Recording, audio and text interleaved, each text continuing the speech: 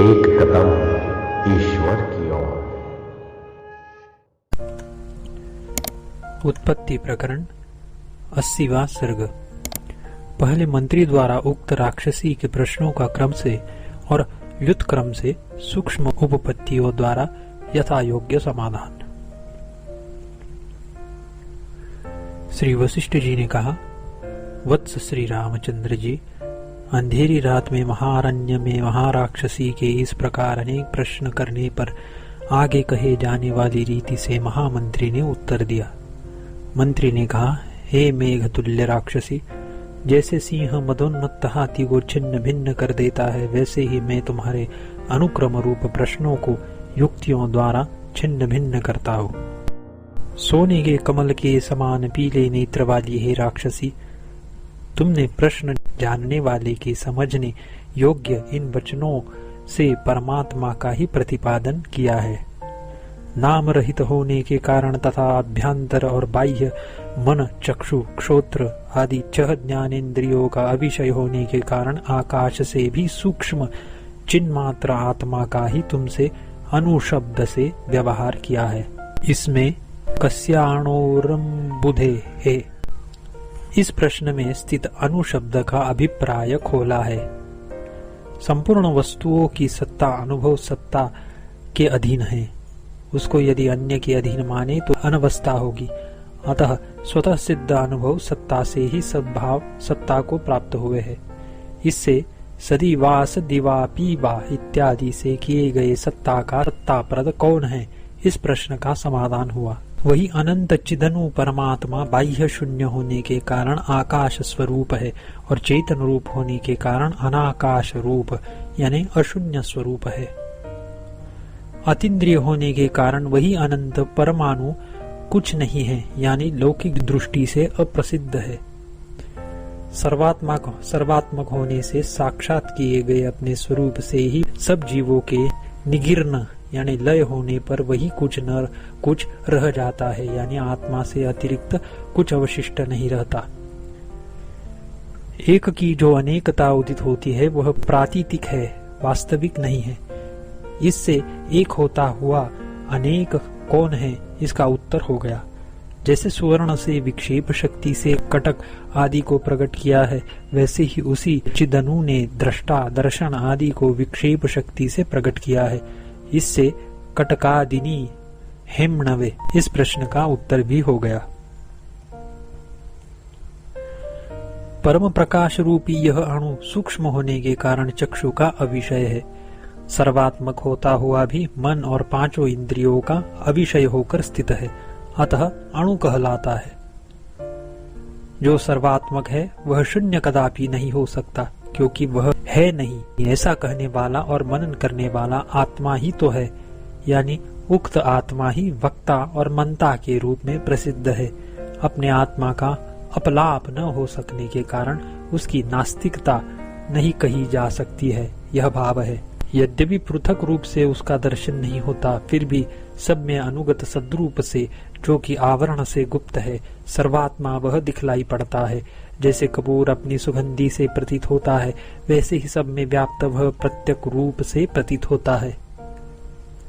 चिन्ह मात्र वही अनु सब है, जो अपरिच्छिन्न है। वह परिच्छिन्न सर्वस्वरूप कैसे होगा?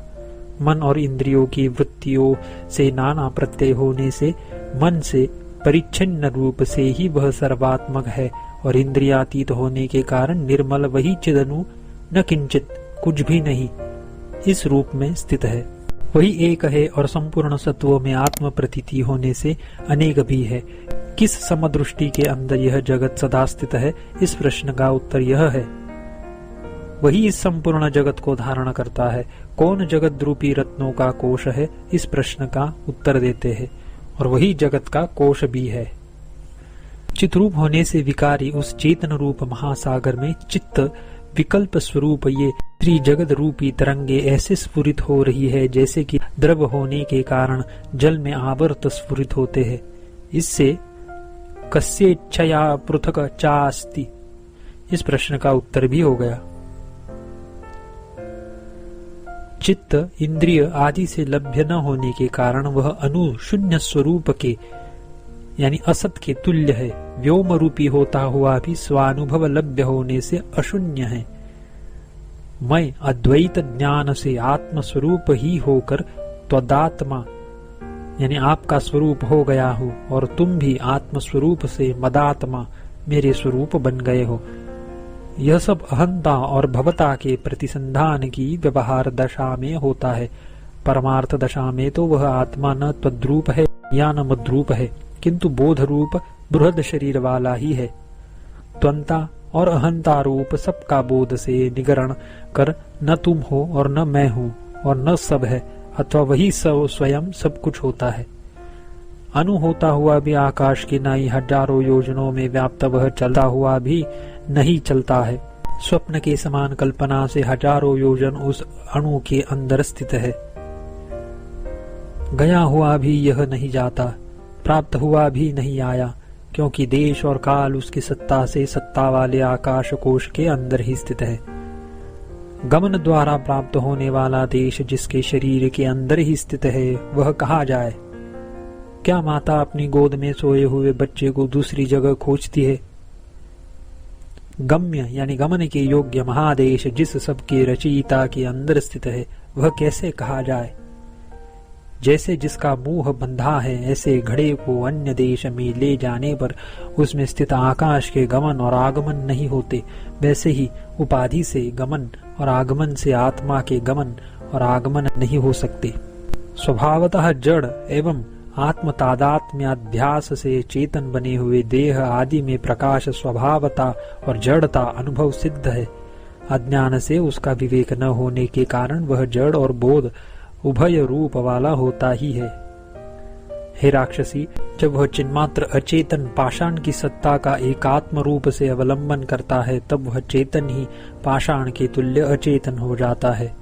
आदि और अंत से रहित परमाकाश में चिन्मात्रा परमात्मा ने यह विचित्र जगत रूपी चित्र, जो कि मिथ्या होने के कारण अनिर्मित सा ही है, बनाया है।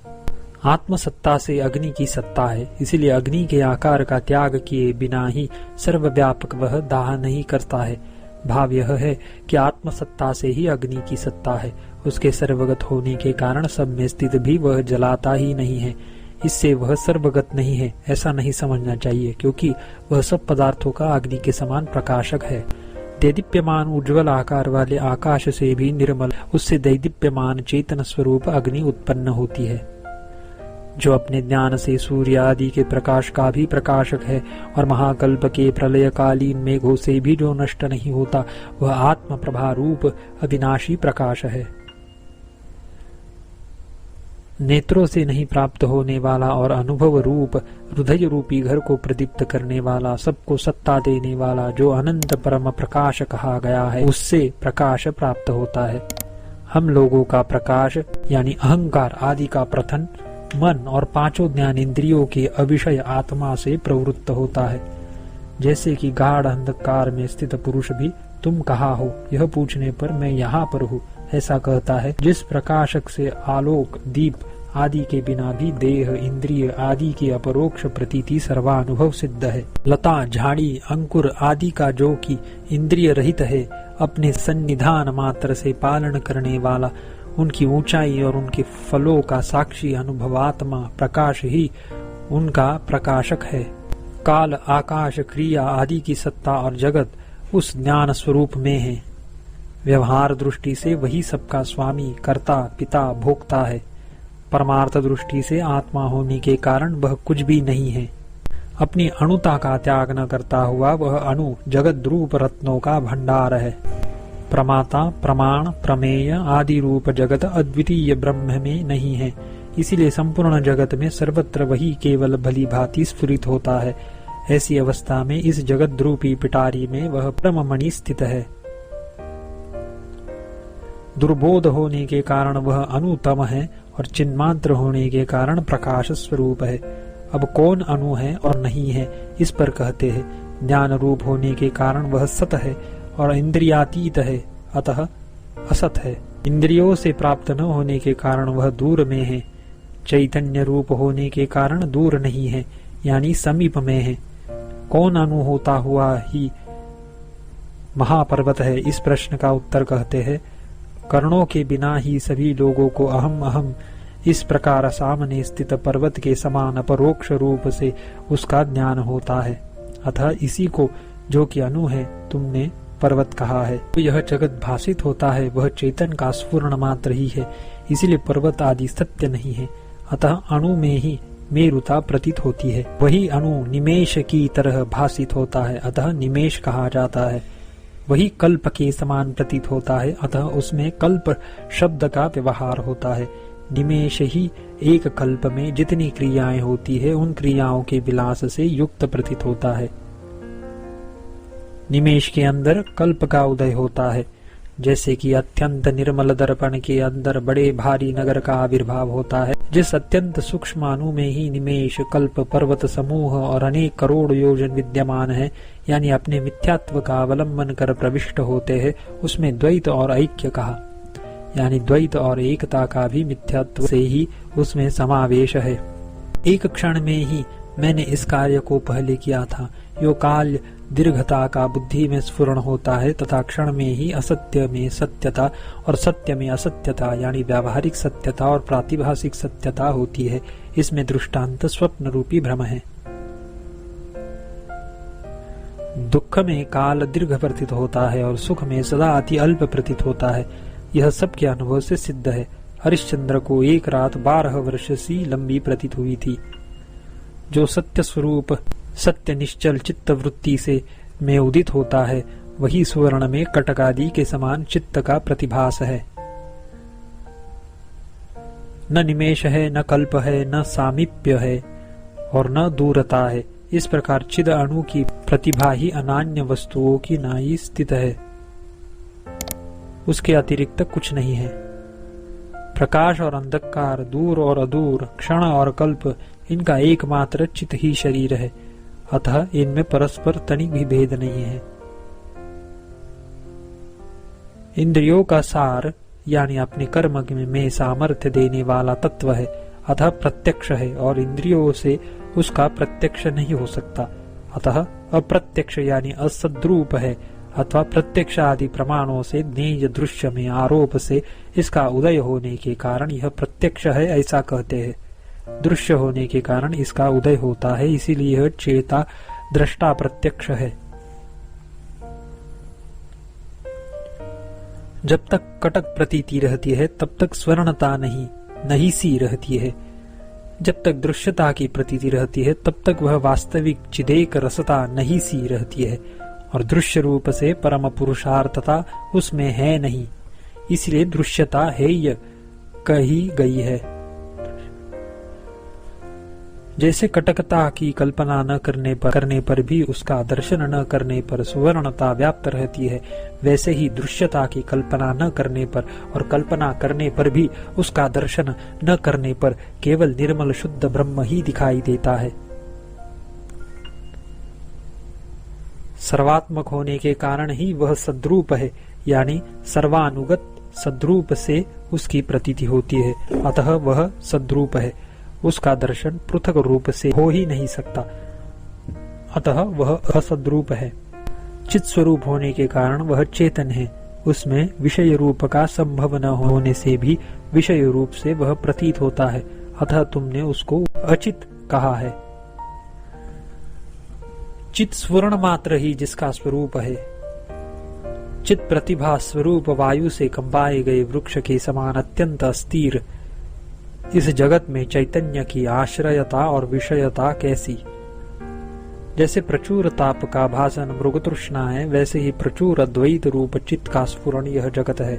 सूर्य की किरणों से आगे कहे जाने वाले कांचन आदि का जो सूक्ष्मतर निर्माण निर्विघ्नता से होता है, उस निर्माण में जैसे अस्तिता नास्तिता है, वैसे ही ब्रह्म कल्प आदि रूप जगत की अस्तिता नास्तिता है। इसलिए उसमें चित्त बुद्धि या चैत्य बुद्धि कैसे, यानी उक्त बुद्धि निर्विषयी ही है। माया से जैसे सूर्य किरणों के लेश से युक्त आकाश में स्वर्ण स्फुरित होता है, वैसे ही यह जगत भी स्फुरित हुआ है। इसमें चित्त कल्पना या चैत्य कल्पना कैसे हो सकती है? जैसे स्वप्न नगर में, गंधर्व नगर में या संकल्प से कल्पित नगर में दीवार का ज्ञान न सत है और न असत है, वैसे ही दीर्घ भ्रम रूप इस जगत को जानो।